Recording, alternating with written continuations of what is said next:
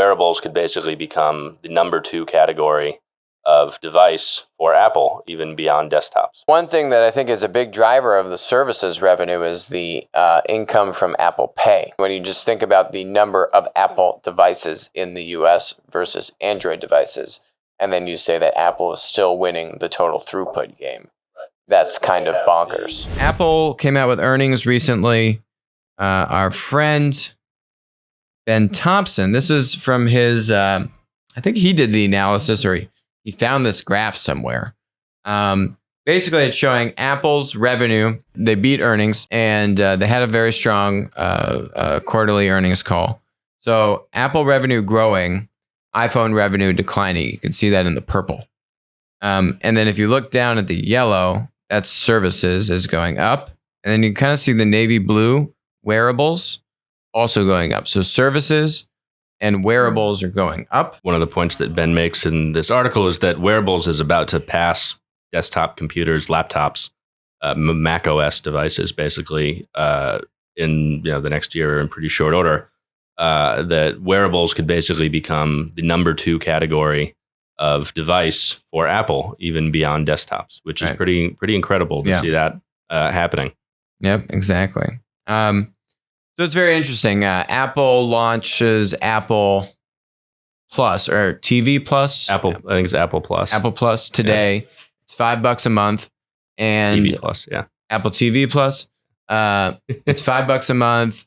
It's free if you buy a device after September 10th. Yep. They have some, I think they're creating a lot of original content to promote this.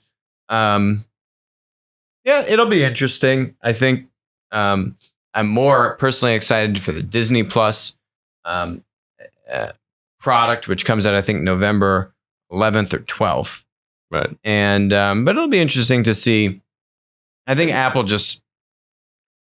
they will get revenue off of this. Is it going to be the key thing that's driving services? No, I think it'll help.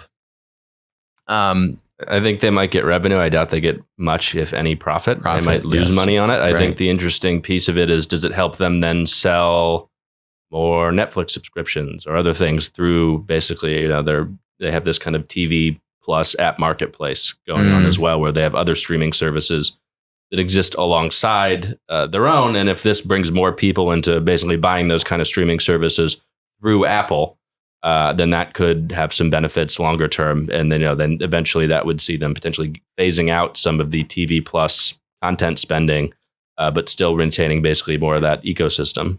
Interesting to see if that's how it plays out or not, but it definitely, I mean, they've got a lot of cash, and this is an active area where basically all the big tech players are in it now. And the one thing that I think is a big driver of the services revenue is the income from Apple Pay. Yeah, I think they get 15 basis points on everything you're buying on Apple, and Apple Pay is now the most successful kind of payment wallet payment platform by throughput, and they're crushing it. Very interesting to make that connection when you just think about the number of Apple devices in the US versus Android devices. And then you say that Apple is still winning the total throughput game. Right. Because that's kind of bonkers. They have the high end segment of the market. And it's, I think in the US, it's pretty, closer to parity in terms of number of devices. Globally, obviously, Android has a huge advantage. Though not all of those are Google Android devices, if you look at China, for example.